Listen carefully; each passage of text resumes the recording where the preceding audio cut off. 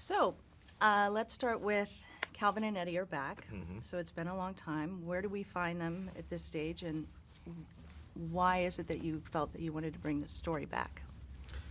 I think with Calvin, he's really taken his place as the owner of the shop, and as I imagine him, being in the same position as his father was, with people respecting him in the neighborhood for owning this shop for so long, and he actually has influence with some of the shot callers, and I think he's a well-respected guy, in the neighborhood.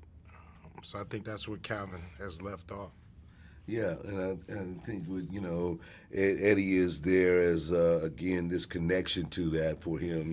Being his father's friend, being in the shop for so long, being a father figure to Calvin. And for him, it's still a place to go. It's his his country club, his little social spot where he sits and comes and socializes with the people in the neighborhood and see them come and go.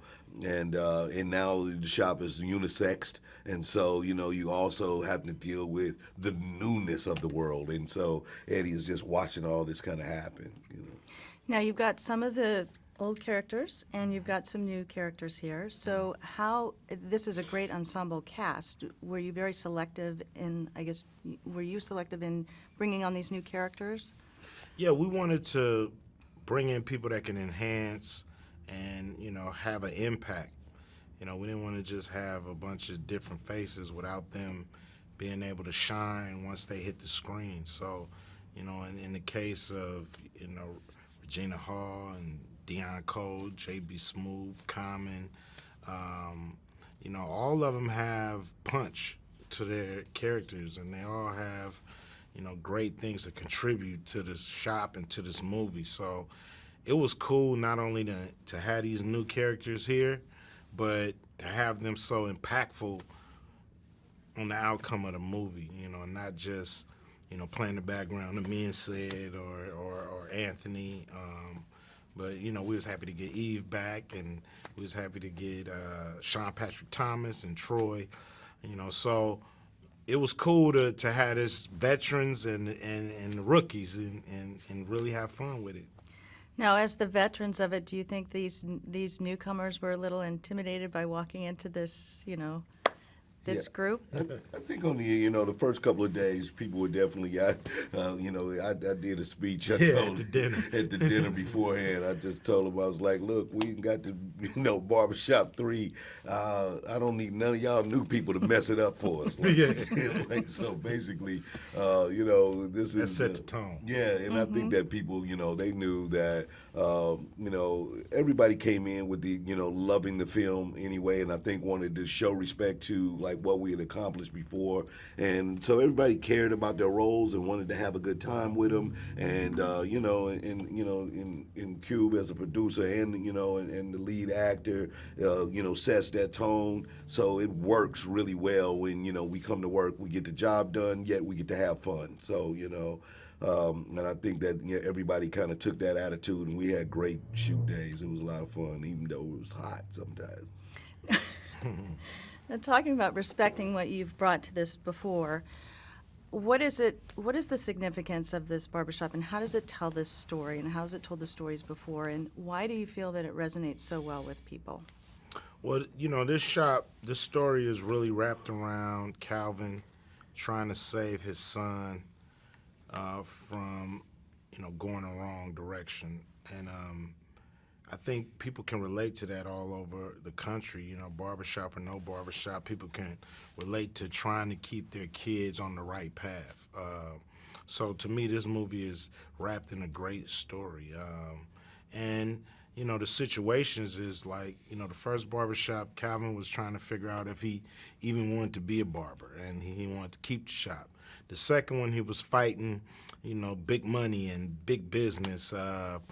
That was kind of moving in on his territory. And now he, is trying to figure out, should he keep the shop on the south side, or, should he move it on the north side to really protect his family? So he has another conflict, so You know, when you thinking he's really settled in, here goes something else that's ripping at the fabric of the shop, and it's so to me universal. People figuring out should they move the area that they live in to save their kids, and so it's very relatable in that way. Now, your character, your character's a little older than you are, and you've got some little more gray hair. Do you feel that the hair and makeup gave you a little more freedom to play the role that you were playing? Oh, definitely. Once I put on the whole Eddie makeup, everything. I'm actually Eddie. I've become, so I can have any conversation as Eddie. I can, you don't even have to write nothing down. I'll just do Eddie all day. Like, so I think that freedom of like being, with the gray hair and feeling like you just have the right to say whatever it is that you want to say, and people just have to deal with it. That is a freedom that you can't, you just can't get every day. And so it's one of my favorite characters to play. So speaking of that freedom, were you bound by the script, or was there a lot of freedom to kind of ad-lib your roles, or for everyone? You got to give the freedom to ad-lib. I don't think you can get a great performance without some level of ad-libbing, because the actor has to be able to say the dialogue naturally, where it rolls off their tongue in a natural way, and so you got to leave room for ad-libbing and dialogue changes and nuances, just to get the best performance. Yeah, and I mean, and we all start to really interpret, the character you play. That's the other thing too, is that as you jump into it, you can read a script but as you, play in something like this where it's so ensemble and everybody's kind of doing their own thing, that interpretation of the character is something that you have to allow them to do, and that's when you'll see somebody like JB's character, as One Stop become more than what it was on the script. It was just like he was finding it, and you like, okay, yeah, now One Stop is this whole person now. So. And let's talk about, it's a comedy, but there's some serious subjects in there that you're addressing. So how did you find the balance in telling this story? I mean, there's a fine balance there. So, Yeah. I mean, how do you do that? I think that's the genius of Malcolm Lee.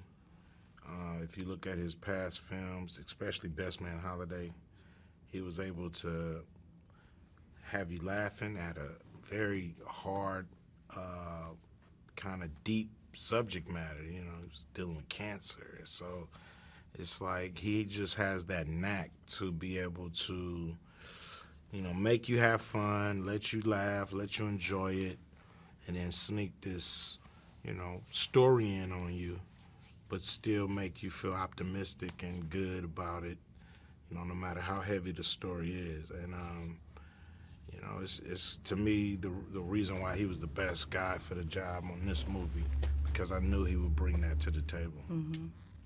And what do you hope audiences take away when they see this film? Well, I think hopefully, for us, we have a franchise that's been working. We want people to go and enjoy the movie and know that they're getting a quality, film, and at the same time, great laughter. And then, it is a message of community and love for, your neighbor and your family and and your loved ones, and in a way that is uplifting. And I think that, as much as we see so many negativity about the African American community, to know that these businesses exist and the people who work there are good people, and that's true as well about the South Side and Compton and all these places that we think are negative. It's people who live right there who are great people, and this is what we're trying to show you. I mean, I hope youngsters, especially, the ones that are still reachable, will look at this movie and decide to be a good person, and do the good things and do the right things, and not decide to go towards the bad things and the gangs, So I just hope it makes a difference with, a generation. Fantastic. That was great. All I right. wish you great success. Thank you. All All right, right, thank you. thanks.